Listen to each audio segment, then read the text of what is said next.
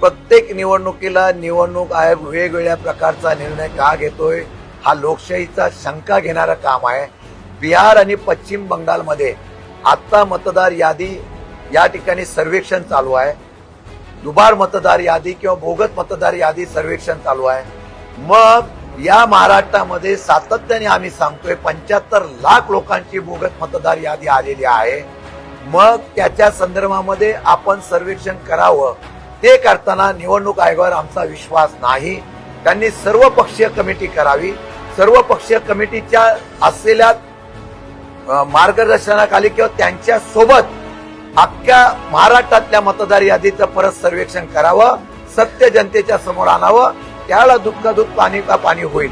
परंतु आजही माझं मत आहे की या असल्या गोष्टीच्या संदर्भामधूनच निवडणुका जिंकण्याचा नवीन फंडा निवडणूक आयोगाच्या माध्यमातून हातामध्ये घेतला का जातो का काय, लोकशाहीच्या माध्यमातून मतदानाला अधिकार राहिला का हा शंका उपस्थित होतोय।